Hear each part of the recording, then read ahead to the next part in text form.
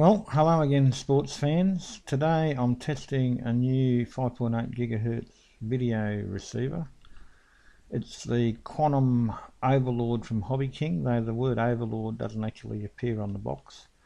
It's got 6 antennas, 5 of them are patch antennas arranged in a circle around the outside, and in the middle is a cloverleaf antenna which supposedly takes care of the close-in stuff. It outputs the strongest signal it's getting on either of those channels and gives you 2 AV output ports to pump them out through.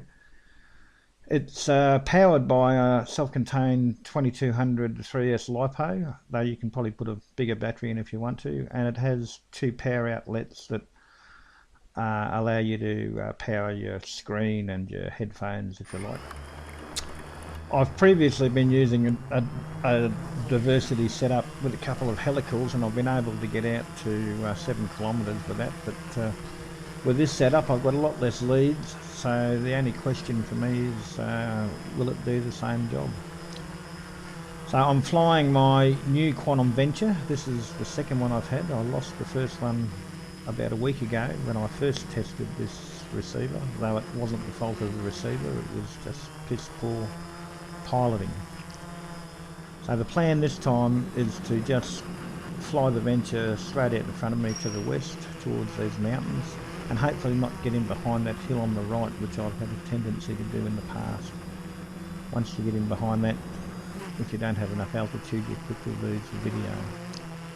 So this is the on-screen display I'm looking at. So I've got battery, distance, GPS coordinates, etc. So hopefully I'm not going to be doing anything too adventurous. I'm trying to stick to relatively clear ground so that if it does go down I can find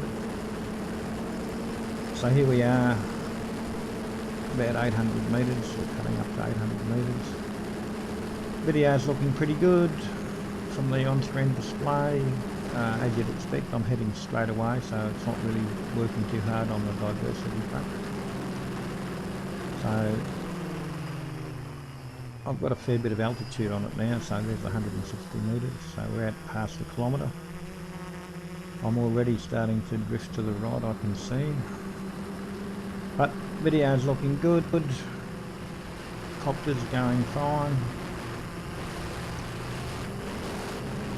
and it's just a pleasant day.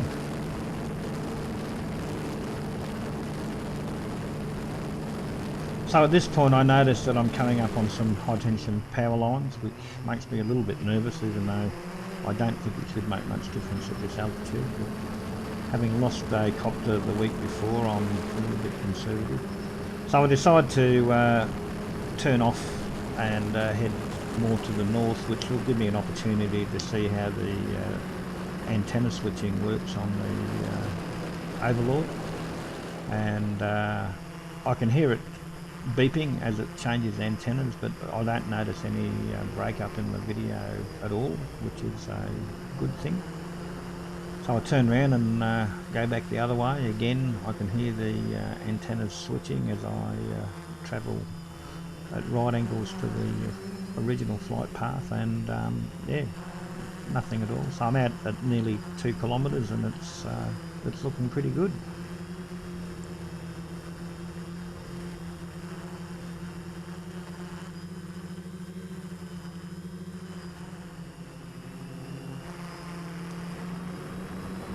So I decided to turn west again just to get a bit more distance. So we're at 1.9 kilometres now, so I want to take it out to at least 2 and see how we go. So we're at 2 now.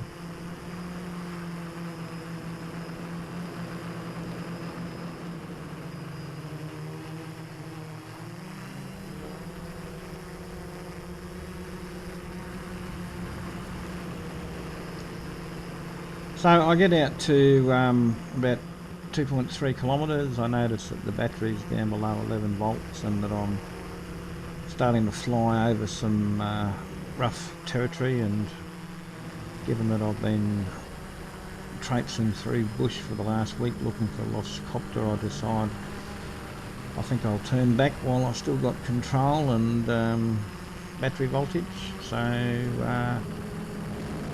I don't use the failsafe this time, I just turn it around manually. So I'm pretty pleased that the video doesn't drop out when I turn around, which is what happened last time I had the Venture out on a long flight. But I've started to hang the video antenna down under the copter rather than above it, which was the case last time, so that's a good thing.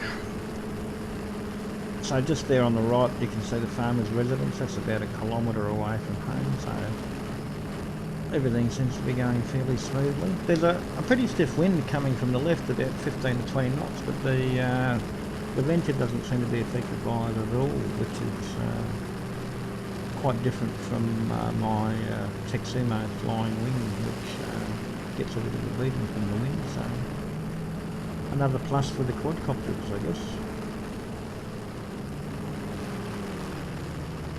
So I'm getting close to home now, but still got a fair bit of altitude on me, so that's 200 metres as you can see from there, and the battery's down almost to 10.5 volts. So I drop it down quite gradually. This is the thing that makes me the most nervous about the quadcopter, is actually bringing it straight down. I keep thinking it's going to drop out of the sky, which it has on a couple of occasions, but if I take my time I seem to be okay. So I bring it down to a reasonable height, and then I'll decide to go for a little bit of a cruise down along the side of the hill, just to follow the track and just to see how the Overlord handles a bit more sideways work. So I still haven't touched the orientation of the antenna array, it's just as it was when I set it up, and I'm not seeing any video breakup at all, so it seems to be performing as advertised.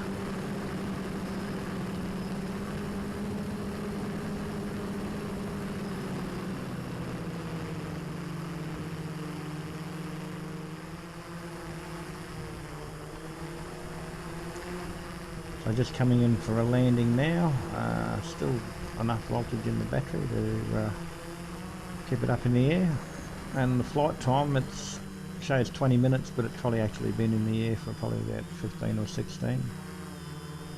And I bring her in for an unusually soft landing for me, so I must be getting better at flying it. So I'd have to say inside 3 kilometres I can't really fault the Overlord. It didn't show a single glitch when it was changing channels, and the range out to the 2.3 kilometres I did this time is fine. Certainly in terms of ease of use, I use a lot less wiring to get this thing up and running than I do with my previous diversity setup. Whether it will go the 7 kilometres that the other one did, I don't know, but I can see no reason why, if it didn't, I couldn't replace some of these patch antennas with helicals. So yeah, very pleased, very pleased.